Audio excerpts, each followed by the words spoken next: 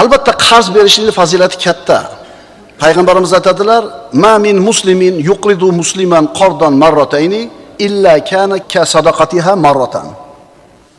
Bir musulmon boshqa musulmonga 2 marta qarz bersa, ana shu 2 marta qarz bergani bitta sadaqa qilgan bilan barobar bo'ladi. Sufyon as-Savri aytadi: "Sadaqa berishimdan ko'ra birovga qarz berishim men uchun mahbubroq." Chunki sadaqa muhtoj bo'lmaganlarga ham berilishi mumkin, ammo qarzni faqat muhtojlar oladi. Nasiya savdo halol. Lekin mana shu nasiya savdoni bahona qilib bir musulmon ikkinchi musulmonni qarz botqog'iga tiqib tashlayapti. Bir odamning mashinasi bor. Naqd pulga sotsa 5000 ga sotadi. Asl narxi 5000. Qarzga kirib qolgan muhtoj odam keladi-da, haligi odamdan shu mashinasini so'raydi, nasiyaga. Qarzdor qarzini taqab yotibdi bu yoqda birov, endi berishlikka majbur. Shuning uchun haligi 5000 lik mashinasini 7000 ga o'tkazadi. Bozorga olib chiqib sotsa 5 ga sotadigan mashinasini nasiyaga berayotganligi uchun 7 ga beradi. 2000 foyda qilyaptimi? 40% foyda qo'ydi. Endi o'sha bilan ish bitmaydi. U 7000 ga o'tgan mashinasining ustiga 1 yilga nasiyaga berayotganligi uchun 50% foyda qo'yadi yana. Tanish manzarami? 50% degani 3500 degani. Endi qarang, narxi asli 5000 lik bo'lgan mashinasi 10500 ga o'tyapti. 100% dan ko'proq foyda qilyaptimi? 5000 lik mashina qarzdorga 10500 ga o'tdi. Bunaqa foyda keltiradigan tijorat qayerda bor hozir? Bunaqa ishni nasiya savdo deb qilayotganlar, ha, to'g'ri, nasiya savdo. Shunaqa ishni qilayotganlar bir musulmonni ko'rib bilib turib qarzga tiqib tashlashmasmi? Ya agar ona bankdan prosentga pul olsa hamchi, bank ham 13%, 15% beradi. Bularni berayotgan sistemasi bo'yicha 100% dan o'tib ketyapti. Bunaqa katta foyda qilayotganini bilganidan keyin boyaga nasiyaga sotayotgan birodar tezda o'tkazib beradi o'zining nomiga, boyaga qarzdorda. Nimaga? Tezroq birovga berib yuborsin deydi. U 5000 lik mashinani 10,5 ga olib oldi. Nariyada uni taqayotgan haqdorga olib borib turib, qanchaga beradi uni? 3-4 ming orqasiga sotadi. Avvalgi qarziga yana yangi qarz ilindi. Qulog'i tinchish uchun shu ishni qildi. Endi mana shu yo'l bilan, mana shu sxema bilan mashina sotayotgan boyaga odamga, bu odam to'lamaydi-yu. 100% dan ham ko'p qo'yib yuboribsan. Undan tashqari bu olgan mashinasini to'lagani uni bir tijorati puli yo'q. Qanaqa qilib bunga berding desa, menga nima deydi? Bu dedi uni problemasi deydi. Rozi bo'lib oldimi? Yo'q, men ishim emas deydi. Bu ko'rib, bilib turib bir musulmonni musibatga tiqish bo'ladi. Ha, bu mashinani bunaqa yo'l bilan sotgan odam bir qaraganda yaxshi foyda qilganga o'xshayapti. Lekin rostdan foyda qildimikin? Bunaqa yo'l bilan pul topayotgan odam u pulini qayerga sarflarkin? Boyagi qarzdor 5000 lik mashinani 10500 ga oldi mustorligi uchun. Agar mustor bo'lmasa, qarzi bo'lmasa, qo'lida pul bo'lsa 5000 ga olar edi. Siz uni mustorligidan, muhtojligidan foydalandingiz. Mustorning savdosi harom. O'zi rozi bo'lib bersa ham, olsa ham. Chunki boshqa iloji yo'q edi uni. Shunaqa sxema bilan ishlaydigan bir guruhda aytishdi menga.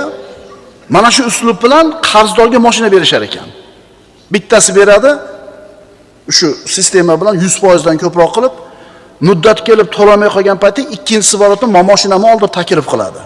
Xuddi shu sxema bilan ikkinchisidan oladi. Shuna qilib turib, haligi odamga 5-10 ta mashinani bergandan keyin, qarzga botirib bo'lgandan keyin uyini sottirib olishar ekan. Odamni tan qoldiradigan narsa, lol qoldiradigan narsa qarzni olayotgan ham bu uslub bilan. Shu uslub bilan qarzni berayotgan ham hammasi namozxon. Hammasi birodarlar, hammasini soqoli bor, hammasi namoz o'qiydi. Tuppa-tuzli odamlarda mana shu ishlarga aralashib qolganini eshityapmiz. Nima desa katta foyda turibdi-da. Nariga qarzga botgan odam qarzini uzaman deb 10,5 ga olgan mashinasini 8000 ga o'tkazadi, yana 2000 qarz yelkasiga ilinadi. Bu mustorning savdosi deyiladi. Mustorning savdosi harom. 5-6 yil o'tib ketdi bu ishga. Bir odam qarzga kelib qolgan. Puli bor odamga kelib turib, "Hoji aka, haftasiga 13% ish bor" deydi. Desa 10 ming beradi. Haftaning oxirida 1300 foydasini olib kelib beryapti. Ribo. Aniq ribo. Rozi bo'lib beradimi, norozi bo'lib beradi, ribo. Chunki muddat bor, bir hafta va miqdor bor, summa bor, 1300. Endi buni o'zini pulini tanidan beryapti bunga. Ishi yo'q bu yoqda. Buni pulini beradigan bo'lmay qolgandan keyin yana bitta odamga borib shu hiylani ishlatadi. Bu yerda aytilayotgan narsa aniq ribo. Bir haftada 13%. Surok bor, summa bor.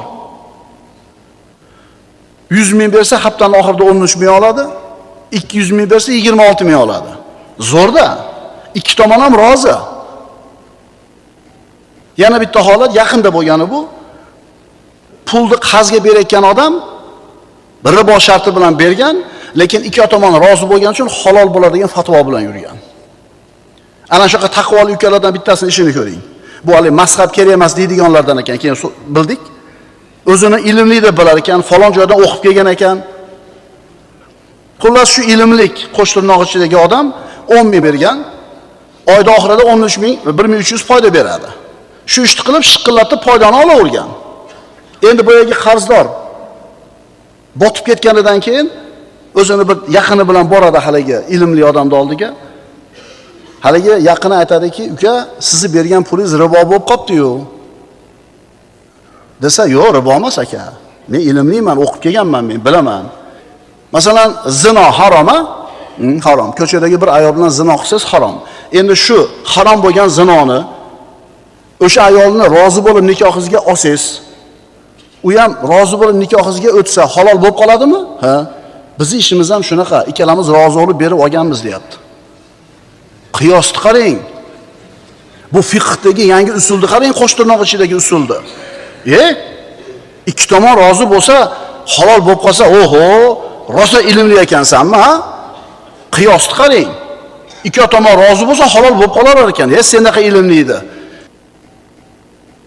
Qimorbozlar ham o'rtaga pulni tashab oshig'ini otayotganda hamma nima roziki bittasini yutib ketishiga.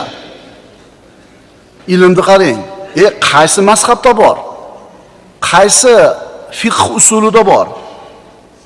Bunaqa qo'shtirnoq ichidagi ilmli edi, bunaqa usuliy qoidasi bilan qo'shtirnoq ichidagi ish yuritiladigan bo'lsa, juda ko'p harom ishlar halol bo'lib ketadi-yu.